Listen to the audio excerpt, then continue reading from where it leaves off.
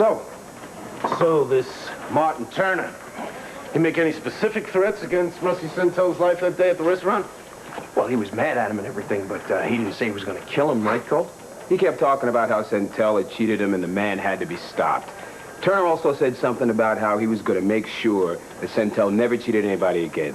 It was a strong warning, but not a direct murder threat, no. Okay. Sounds like this Martin Turner had a sizable grudge against the deceased. We'll add his name to the list of suspects. You guys clear on today's assignments? Yes, sir. I'm going to check everybody I can and question them about anything that they heard in the Centel vicinity. And that means everybody. Ask them if they heard a shot, saw a car, noticed anything at all in the vicinity of Centel's house. Right, you got it. What about you, Emerson? You gonna get to everybody on your list?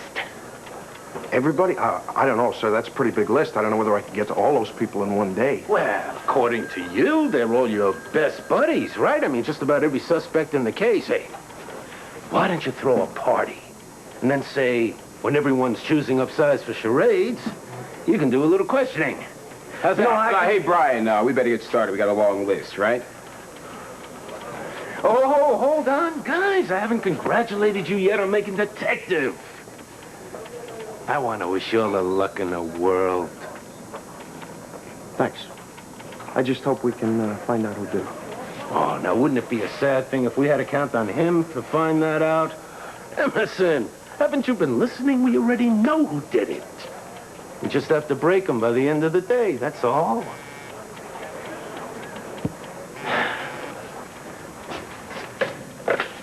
Yeah. Thank you. Gentlemen, so long.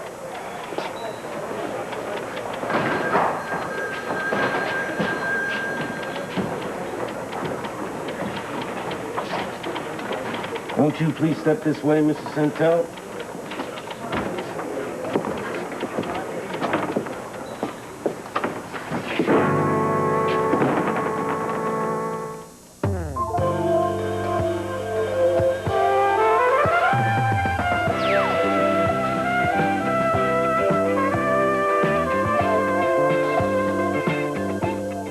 This is Search for Tomorrow.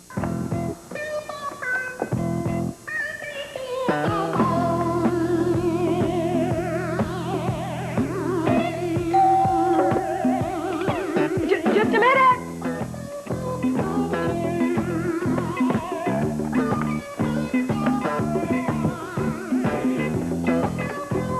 Hi. Hey. Boy, are you going to be sorry that you picked today to drop by. What? Because I've been dying to brag to somebody about Brian. He just made detective. It's his first day today. How about that? Pretty exciting, huh? It's amazing. How did he ever get promoted so fast? I am so proud of him. He's going to make a wonderful detective. I'm so proud. I can't believe it. You want a bite of my bologna sandwich? I'd offer you caviar, but it's not in the budget. What are you doing eating bologna? I never thought I'd see the day. Well, it's imported bologna. Oh, Christy, could I have some club soda, please? I'll tell you something, though. Boy, your husband never ceases to amaze me. A couple of weeks ago, he was doing carpentry work on the riverboat. Now, all of a sudden, he's doing a bad dragnet impersonation.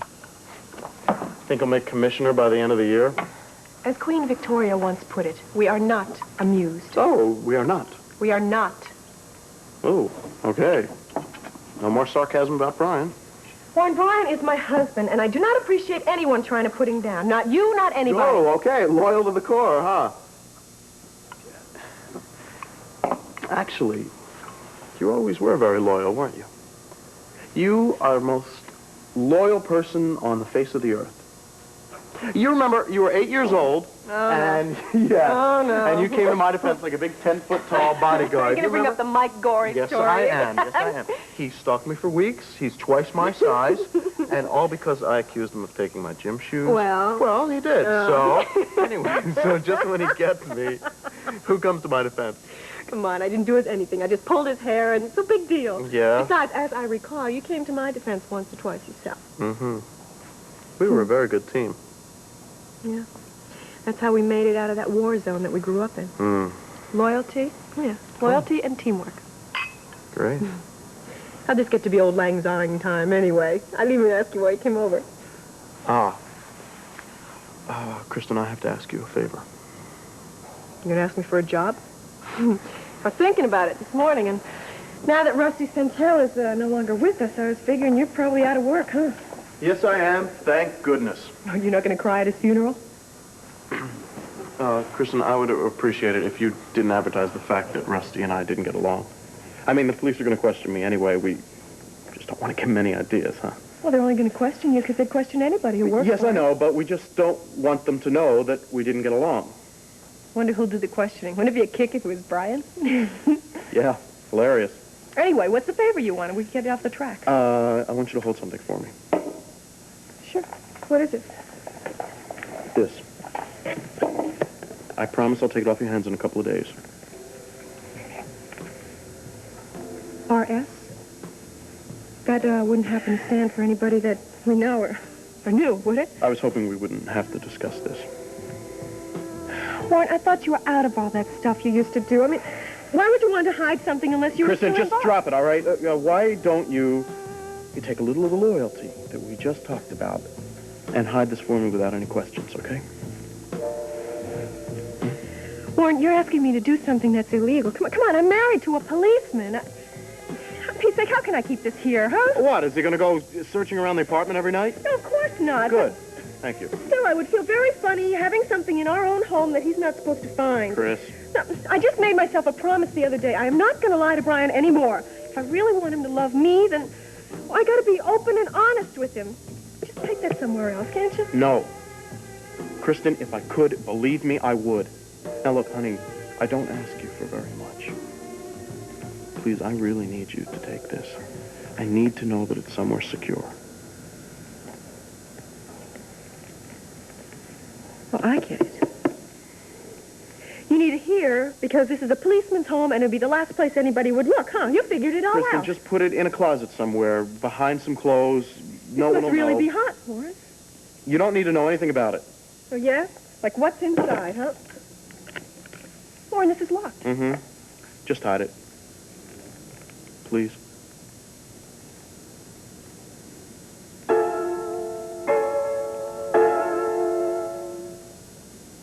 You sure you don't want any coffee, Mrs. Santel? My own blend. Get it ground for me specially. A little shop around the corner? No, thanks. If you don't mind my making a personal observation, I mean, if you don't mind, you seem to me to be a pretty cool-headed kind of a guy. Am I right? I try to be. It's pretty important in a high-pressure business like mine. Yeah, exactly. You scientific types. Whoa. Bad news if you get too emotional. See, that's why I just can't see you attacking your father that way. Man like you. Younger, stronger, bigger than he was. Couldn't you fought it out with words? Isn't that your usual style? My father had done so much to hurt me that I could not put it into words. That's why I had to strike out at him. Oh. What exactly did he do to you? I mean, can you put it into words now? I tried to tell you yesterday. My father had lied to me over and over again, month after month. He lied to me, he lied to my wife, he lied to our friends, involving us all in some sort of horrible plot. It's amazing just how much damage one man could do in such a short amount of time. But the most amazing thing is that I let him. I even turned to my own wife. That's how clever he was. Oh, yeah, that's right. You mentioned that. He lied to you about your wife. Yes, he wanted me to believe that she was having an affair with another man. Little by little, he set out to make it look like she had been deceiving me for at least 2 months, and I fell for the trap. Well, how'd you find out that it was a trap? I mean, that your wife was innocent. A friend told me, a friend I've worked with for over a year now. Aja Doyen, she's a professor and scientist at TI. How did this Aja Doyen know? My father had told her about his plans sometime beforehand. Oh, really? He wanted Aja to be the woman that I turned to when I became disillusioned with my wife. She knew about it the whole time, never let on, huh? Well, tell me more about this Aja Doyen. She pretty? Yes. Ever sleep with her? No. She was my friend and co-worker. Where's she now? She flew to Houston to see some people at the Space Center about a new job. Why, she get fired from the last one? No, I did not fire her. She resigned. She left yesterday. Oh, just packed up her bags and left, huh? Made all the travel arrangements? And she took a company jet. She's a pilot. Whoa, whoa, whoa, whoa, whoa, whoa. Let me get this down. You gave this woman a company plane after you found out that she was involved in this big plot to discredit your wife? I mean, that's a bit above and beyond the call of friendship, isn't it? The plot was not Aja's. The plot was my father's. Of course, I was upset when I found out how long she'd known about it. Well, that was aiding and abetting, my friend. Let's call a spade a spade. But she did tell me. She finally told me the truth, and it cost her dearly. The point is that if she hadn't told me, I never would have known, so I guess I should be grateful, shouldn't I? Well, why do you think she finally told you? She said she couldn't stand seeing me hurt anymore. Maybe she had her own falling out with your father. Maybe she wanted to get back at him. I have no way of knowing that. Think this Aja could have killed him? I told you she left yesterday for Houston. How could she have? Just asking. But I gotta tell you, I mean, the more I hear about this murder, the weirder it gets, you know? Boy, I mean, we haven't even gotten to your wife yet. Already, we have this other woman involved. Whew. Looks like we're gonna be here for a while.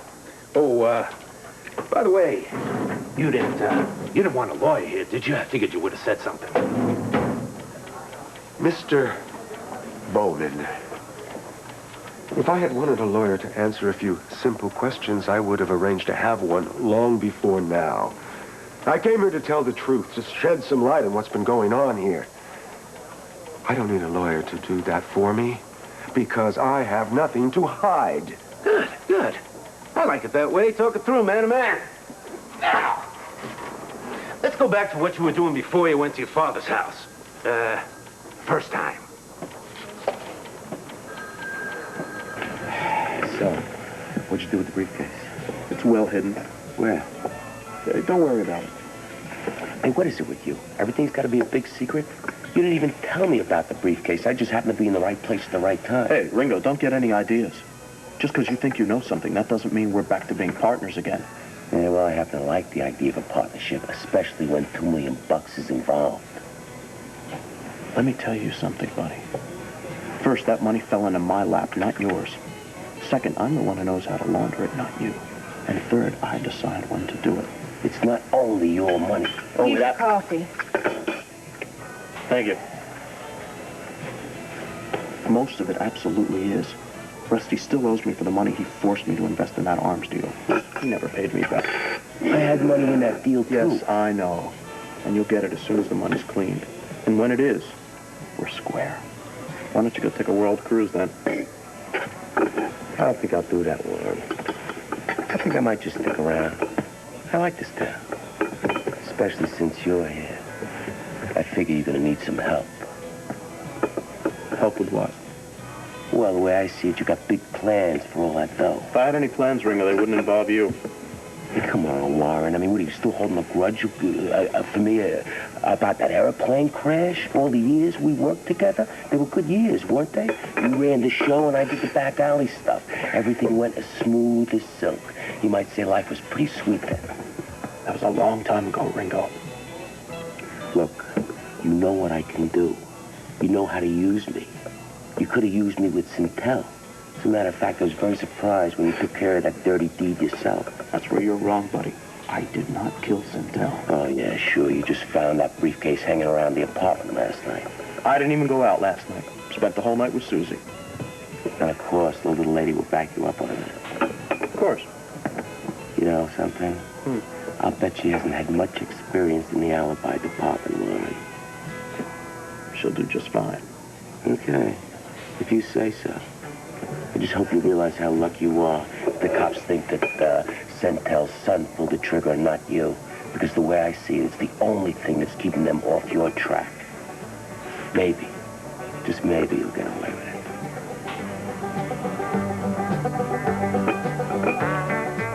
Nice job fixing it up. You know, Warren not redecorated. I tried to call you earlier, but there was no answer. I just got back from class.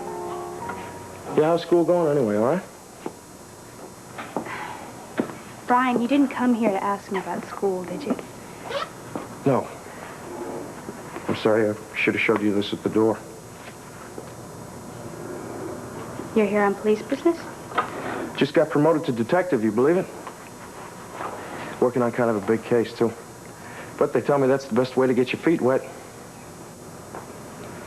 Is Warren around? No, he's not.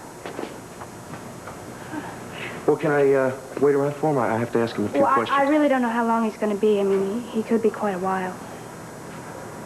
All right, then I'll stop back later on then. This big case you're working on, is it Rusty Penthouse murder? I guess that's about the biggest game in town right now.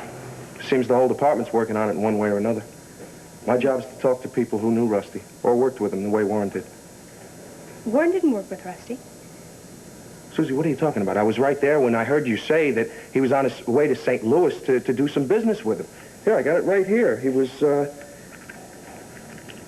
supposed to be a bank vice president. Yeah, but see, Rusty's bank hadn't opened yet, so they really weren't working together. They were just kind of in a waiting period. All right, well, now that I'm here, do you mind if I ask you some questions? No, not at all. Would you like some juice? No. Where was Warren last night? Was he here? Mm-hmm. All evening. Uh-huh. You were here together, both of you? Mm-hmm. We, had an early dinner, watched some TV, and went to bed early. Big excitement, huh? You remember what you watched?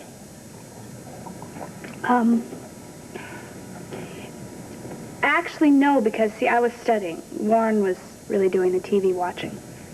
I think a movie, maybe? I don't know the name of it. All right. Here's my number down at the department. Just have Warren give me a call when he gets in, will you? Yeah, sure. Is something wrong? No, I thought you were going to ask me more questions. No. I was just thinking about the changes we've been through together, you and me. Yeah, we have. Yeah, I'm beginning to think that we're coming out of it okay, too. I mean, you sit there and you tell me that about a typical evening at home watching television and studying, and I can tell you really like your life, don't you? I mean, you're really having a good time. Yes. Yes, I'm very happy. Well, I'm happy, too. I really am. I'm glad for you. Look, Brian, I was supposed to make this phone call right after I got back from class. Yeah, okay, don't let me stop you. Am I making you nervous? No, why? Well, I don't know. You seemed a little funny a while ago. But I guess I can understand it. I mean, I used to feel funny around you, too, not knowing what to say or anything. But I think we're getting through it, Susie. At least I hope we are. Because I think it would be nice if we could be friends. I'd like that, too. Well, you don't act like you do. I mean, you act like you just want me to get out the door. No, Brian, that's not it. It's just I'm really late to make this phone call, and I've had a headache all day. Then why don't you lie down? I mean, make your phone call and go lie down. And don't forget to have Warren give me a call, okay? I'll see you soon. Bye, Brian. Bye.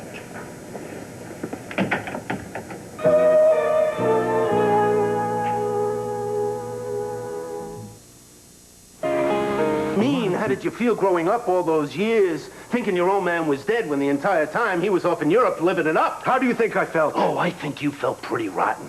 I think when he finally showed his face around here last summer, you wanted to bash it in. I think you probably hated him all the time, and it finally came to a head last night. Now, wait a minute! I had plenty of resentment toward my father when I first saw him, but he did everything he could to change that once he got to Henderson. He tried everything he could to get close to me, and it was working for a while. You're trying to tell me you never had a fight with your father before? No, we never fought. We had a few disagreements. Disagreements? Come on, Mr. Centel. Let's not get hung up here on terminology. So what I call a fight, you call a disagreement. What was it? Money? That seems to be a pretty popular topic for disagreements in most families I know. We never even talked about money. Well, from what I heard, dear old Dad had more than his share of it. Loved throwing it around in front of other people, too. Lavish donations, stuff like that now. Didn't you stand a chance of inheriting a little of that generosity? I did not kill my father for money or anything else. So if you're planning on goading me into some melodramatic confession, you can forget about it. I thought this was supposed to be a routine questioning. It's a grilling, detective, and I don't want any more of it. Okay. Okay. Call it a day. Now? I can go then. Oh, yeah, yeah. But we'll be in touch. Oh, by the way, my partner had a very interesting talk with that friend of yours, the TV reporter. Sunny Adams. Yeah, that's the one. She's, saw your wife 5:30 on the night of the murder. Said your wife mentioned she was headed out over to your father's place. I was just wondering if you saw her there. I told you. I haven't seen my wife for days. Yeah, that's right. That's what you said. Well, if you do see her, tell her we want to talk with her. Will you? I will.